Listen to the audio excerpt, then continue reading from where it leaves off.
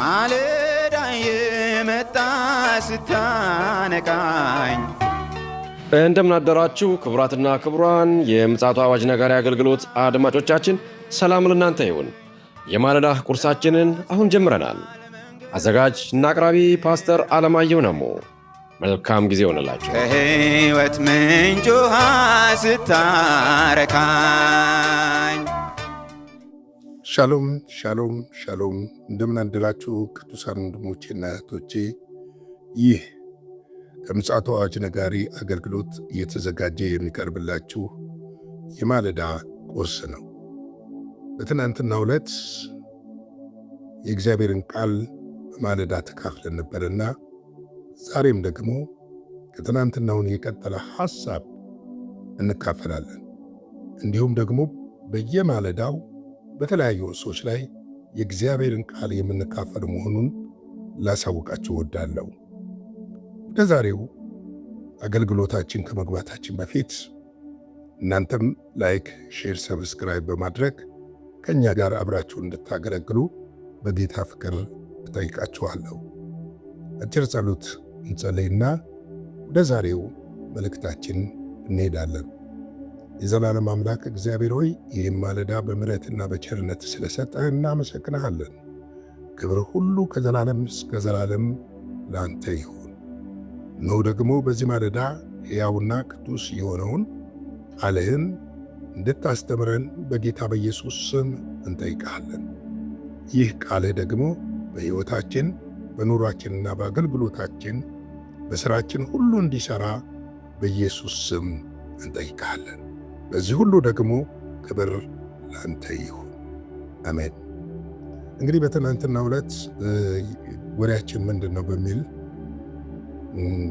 ከዮሐንስ መጽሐፍ ምዕራፍ 1 ቁጥር 1 እና 2 ተካፍለን ነበረ።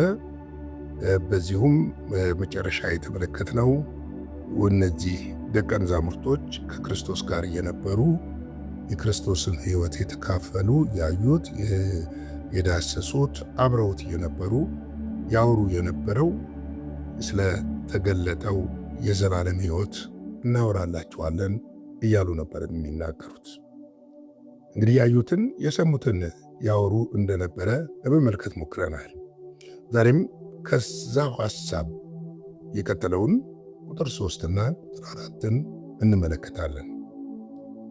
እንደዚህ ይላል የእግዚአብሔር ቃል፣ እናንተ ደግሞ ከእኛ ጋር ኅብረት እንዲኖራችሁ ያየነውን የሰማነውን ለእናንተም ደግሞ እናወራላችኋለን። ኅብረታችን ከአባቱ ጋር ከልጁም ከኢየሱስ ክርስቶስ ጋር ነው። ደስታችሁም እንዲፈጸም ይህንን እንጽፍላችኋለን ይላሉ። እንግዲህ የምናወራው ስለተገለጠውና ዘላለማዊ ስለሆነው ሕይወት ስለሆነ ይህ ሕይወት ደግሞ ለሰዎች ሁሉ መነገር ያለበት ሕይወት እንደሆነ እናውቃለን። ይህንን ሕይወት ስንናገር፣ ይህንን ሕይወት ለሰዎች ስናካፍል፣ ይህ ሕይወት በሕይወታችን ደግሞ የሚበዛ ሕይወት ይሆናል። መጽሐፍ ቅዱስ ሲናገር በዮሐንስ ወንጌል ምዕራፍ 10 ቁጥር 10 ላይ እኔ ሕይወት ልሆንላችሁና ልበዛላችሁ መጣሁ ይለናልና። ስለዚህ ይህንን ቃል በተናገርን ቁጥር በእኛ ሕይወት ውስጥ የሚበዙ ነገሮች እንዳሉ ልናውቅ ደግሞ ያስፈልጋል። ምክንያቱም እግዚአብሔር አምላክ ምድር እያስቀመጠን አንዱ ይህንን ያየነውን የሰማነውንና የዳሰስነውን በሕይወታችን ደግሞ የተገለጠውን የዘላለም ሕይወት ለሰዎች ሁሉ እንድንናገር እንደሆነ ልናውቅ ያስፈልጋል። እነዚህ ሰዎች ሲናገሩ ሌላው የሚናገሩ ነገር ምንድን ነው? እናወራላችኋለን ሲሉ ኅብረታችን ከአባት ጋር ከልጁም ከኢየሱስ ጋር ነው ይላል።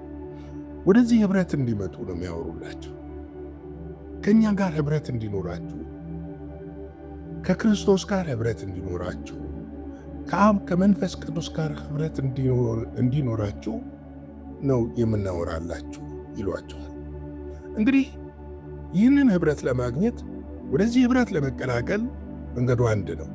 በክርስቶስ ኢየሱስ አምኖ ይህንን የዘላለም ሕይወት መቀበል ብቻ እንደሆነም መጽሐፍ ቅዱስ በግልጽ ይነግረናል። ምክንያቱም የእግዚአብሔር ቃል ሲናገር በአንደኛ ዮሐንስ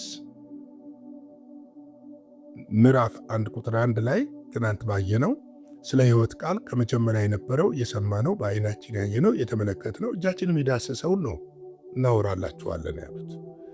የሚያወሩላቸው ወደዚህ ኅብረት እንዲቀላቀሉ ነው። ወደ የትኛው ኅብረት? አንደኛ ቆሮንቶስ ምዕራፍ 1 ቁጥር 9 ሲናገር ወደ ልጁ ወደ ጌታችን ወደ ኢየሱስ ክርስቶስ ኅብረት የጠራችሁ እግዚአብሔር የታመነ ነው ይላል። ይህ ኅብረት ዘላለማዊ የሆነ ኅብረት ነው። በምድር ላይ እንዳሉ አንዳንድ ስብስቦችና ኅብረት ሳይሆን ይህ ኅብረት ለዘላለም የምንኖርበት ከጌታችን በማምለክ ከእርሱ ጋር የምንሆንበት የተጠራንበት የጥሪያችን የመጨረሻው ግብ ይህ ኅብረት እንደሆነ ልናውቅ ያስፈልጋል። በተለይም በዚህ በመጨረሻው ዘመን ሁሉ ነገር ያለቀ በመጣበት ሰዓት ወደዚህ ኅብረት ልንቀላቀልና ከዚህ ኅብረት ጋር አብረን ልንሆን የሚያስፈልግበት ወቅት እንደሆነ ላሳስብ ፈልጋለሁ። እንግዲህ ሐዋርያት ወደዚህ ኅብረት ነበር ሰዎችን የሚጠሩት።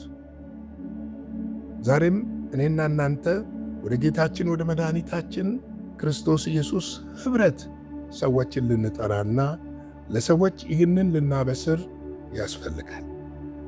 ሌላው ቁጥር 4 ላይ ይነግሯቸው የነበረው ደስታችሁ እንዲፈጸም እንጽፍላችኋለን። እንግዲህ በምድር ላይ ብዙ ደስታዎች አሉ። እርግጥ ነው ዕቃ ስንገዛ ደስ ይለናል፣ ልብስ ስንገዛ ደስ ይለናል፣ መኪና ስንገዛ ደስ ይለናል፣ ስንበላ ስንጠጣ ደስ ይለናል። እነዚህ ደስታዎች በሙሉ ዘላለማዊ አይደሉም። ድርጊቱ ከተከናወነ በኋላ እነዚህ ደስታዎች ያልፋሉ። ነገር ግን የማያልፍ የዘላለም ደስታ በክርስቶስ ኢየሱስ ለዘላለም ተሰጥቶናል። በዚህ ደስታ ነው ልንደሰት የሚያስፈልገው። በዚህ ደስታ ነው እርፍ ልንል የሚገባው። ለምን?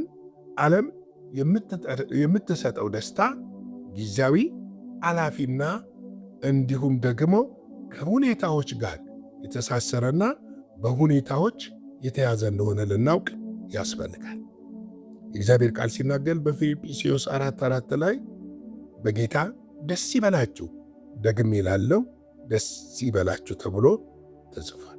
እንግዲህ እዚህ የዘላለም ደስታ ውስጥ እንድንገባ የዘላለምን ሕይወት ማግኘት ይጠበቅብናል። ይህንን የዘላለም ሕይወት ደግሞ በልጁ በክርስቶስ ኢየሱስ በማመን ብቻ የሚገኝ ሕይወት እንደሆነም ልናውቅ ያስፈልጋል።